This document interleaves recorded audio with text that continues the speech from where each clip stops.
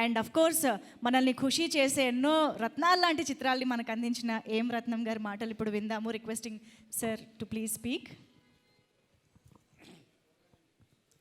పాత్రికేయులకు అందరికీ నమస్కారం.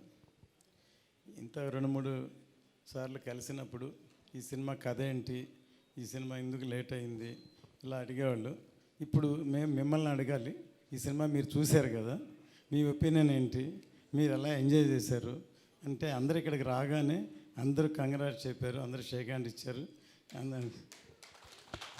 సో ముందు మీ రియాక్షనే ప్రజల రియాక్షన్ కూడా. ఈ సినిమా కాదు, ఇది ఒక చరిత్ర. రామాయణంలో రావణాసురుడు శివభక్తుడు. అతను విష్ణు భక్తుల్ని ద్వేషిస్తాడు. తన శివభక్తుడు కాబట్టి శివుని బాగా పూజిస్తాడు. సో అలాగే ఇందులో ఔరంగజేబ్ అతని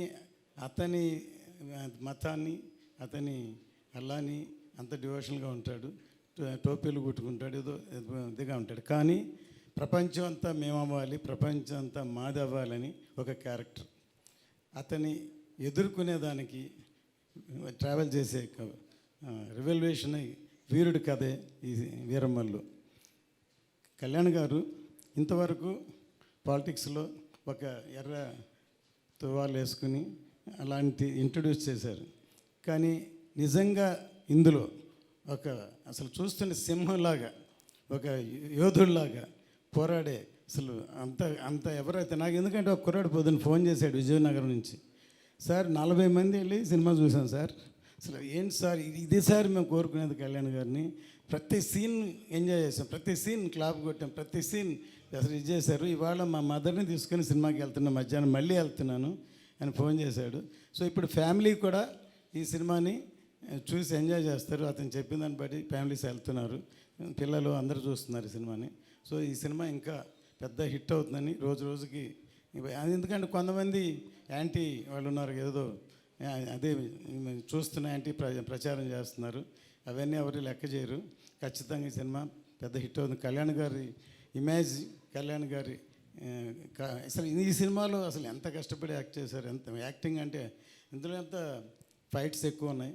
అందులో ప్రీ క్లైమాక్స్లో ఇంకెవరూ చేయలేరు, 2 చేతులతో వీర విహారం చేశారు. ఈ సినిమా చూస్తే అంత అందరూ ఎంజాయ్ చేస్తారు. సో పాత్రికేయులందరికీ మీ అందరూ సపోర్ట్ కావాలి. ఇంకా దీన్ని బాగున్నదాన్ని ఇంకా ఎక్కడో తీసుకెళ్ళాలి. సో మీ అందరూ హెల్ప్ కావాలి. ఎందుకంటే అందరూ మనవాళ్ళే, అందరూ సినిమాలో ఉన్నాం. సో సినిమా సక్సెస్ అవ్వడం కష్టం. సినిమాని అంత కష్టపడి చేశాం కాబట్టి మీ అందరూ సహకారం కావాలని కోరుకుంటున్నాను. Thank you sir, thank you so much. నిజంగా ఈ సినిమా అన్ని ఏజ్ గ్రూప్స్ వాళ్ళు చూడాల్సిన సినిమా, మరీ ముఖ్యంగా చిన్నపిల్లలు, నెక్స్ట్ జనరేషన్ చూడాల్సిన సినిమా. ఎందుకంటే మనం ఈరోజు ఇంత ఫ్రీడమ్ని ఎంజాయ్ చేస్తున్నాం, మనకి ఏది కావాలంటే అది ఫాలో అవుతున్నాం, ఏది చేయాలనిపిస్తే అది చేస్తున్నాం. కానీ అప్పట్లో ఎంత అరాచకాలు జరిగాయి, ఎంత రెస్ట్రిక్షన్స్ ఉండున్నాయి, వాటన్నిటిని ఫేస్ చేసిన వీరులు ఎంతమంది ఉన్నారు అని తెలియాలి అంటే డెఫినెట్గా ఇలాంటి చిత్రాలని థియేటర్స్కి వెళ్ళి చూసి ఎక్స్పీరియన్స్ చేయాల్సిందే.